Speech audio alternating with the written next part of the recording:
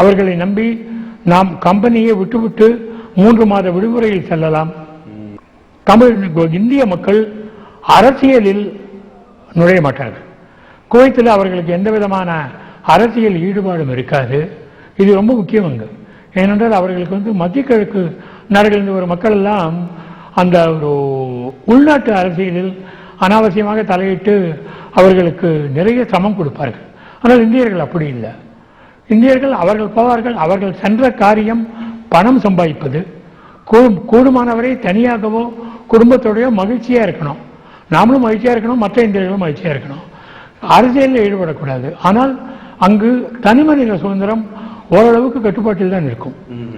உதாரணமாக நம் மத சம்பந்தமான நடவடிக்கைகளில் நாம் வெளியில் சென்று ஒன்றும் செய்ய முடியாது.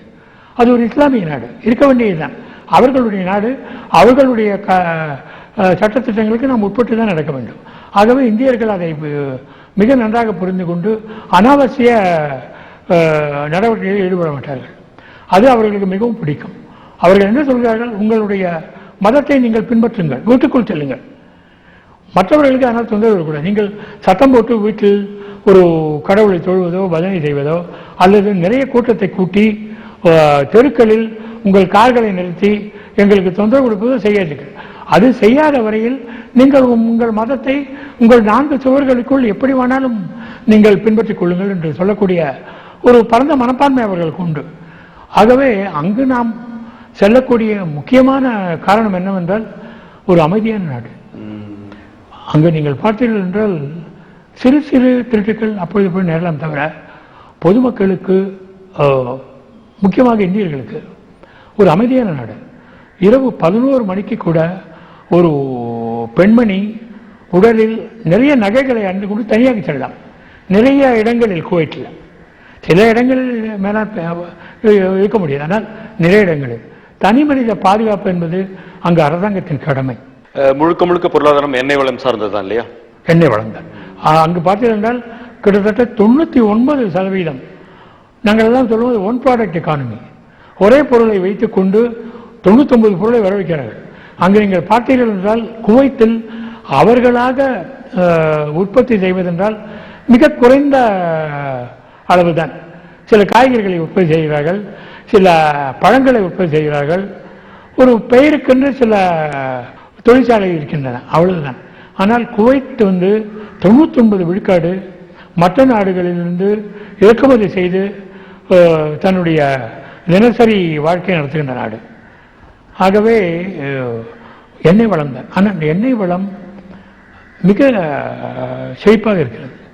இன்று நீங்கள் அகில உலகில் பார்த்தீர்கள் என்றால் சவுதி அரேபியாவுக்கு முதலிடம், ஈராக் 2வது என்று சொல்கிறார்கள், 3வது 4வது இடத்தில் குவைத் இருக்கிறது.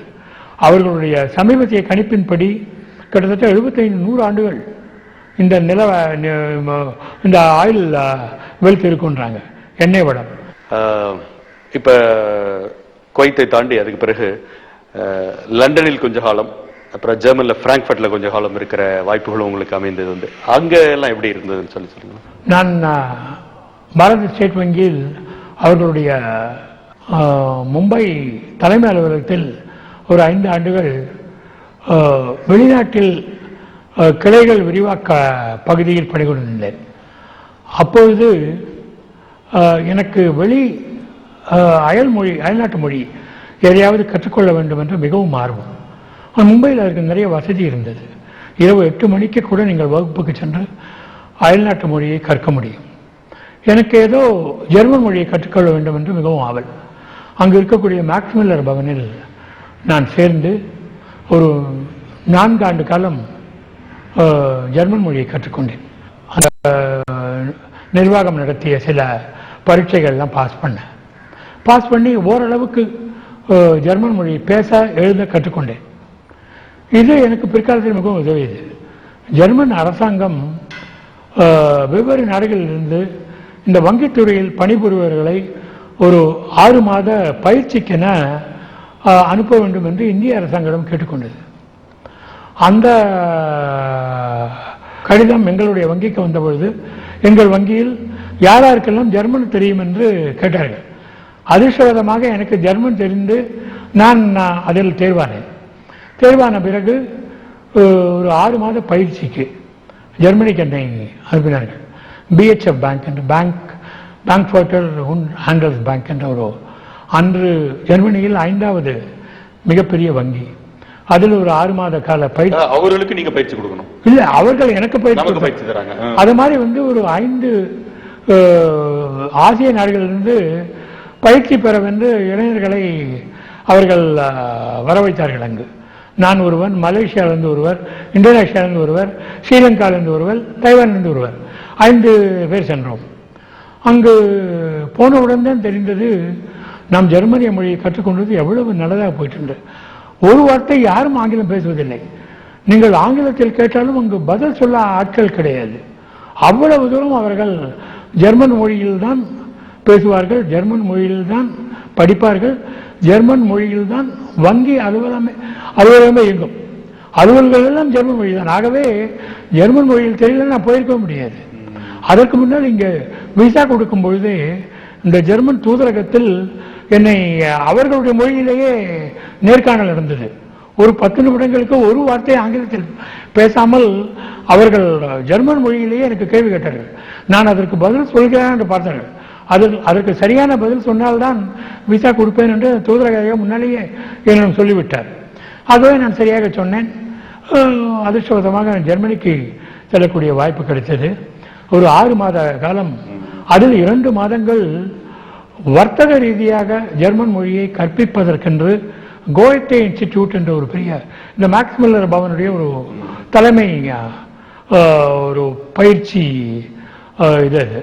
அங்கே போப்பர்ட் என்ற ஒரு ஊர், பிராங்க்பர்ட்லேருந்து 120 கிலோமீட்டர். அந்த பள்ளியில் என்னை 2 மாதம் வைத்தார்கள்.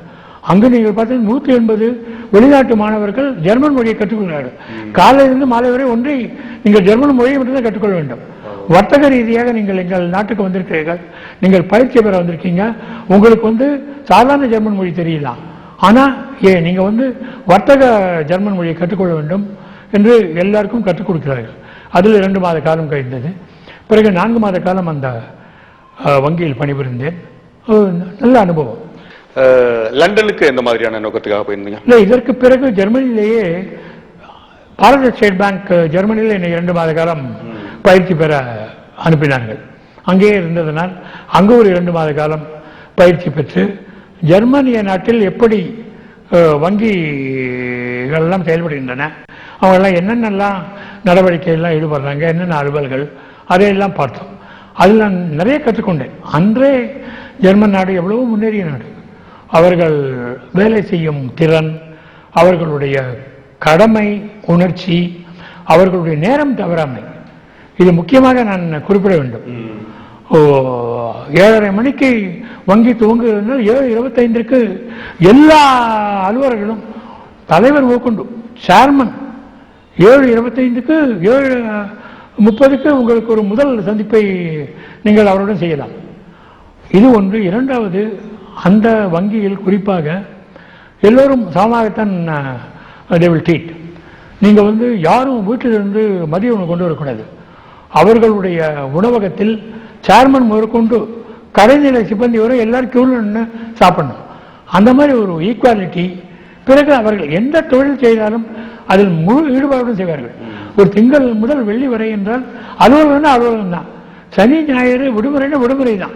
விடுமுறையில் அலுவலகத்தை பற்றி நினைப்பதோ அலுவலகத்தில் விடுமுறை பற்றி நினைப்போ கிடையாது.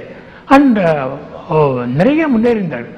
நான் சொல்வது உங்களுக்கு 1979-80ஆம் ஆண்டு, கிட்டத்தட்ட 30 ஆண்டுகளுக்கு முன்னர்.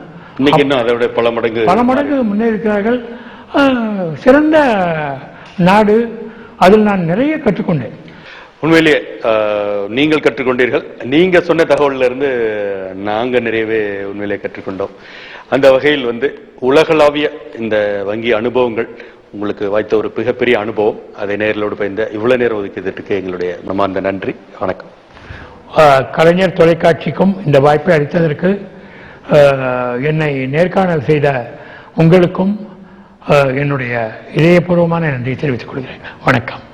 துபாயில் இன்று ஏற்பட்டிருக்கும் நெருக்கடி எதனால் உருவானது, அது எந்த திசையில் போகும் என்பதில் தொடங்கி தன்னுடைய வங்கி பணியில் அயல்நாட்டு அனுபவங்களை பற்றியும் இதுவரை விரிவாக நம்மோடு பகிர்ந்து கொண்டார் இன்றைய சிறப்பு விருந்தினர் NR சம்பத். மீண்டும் நாளை காலை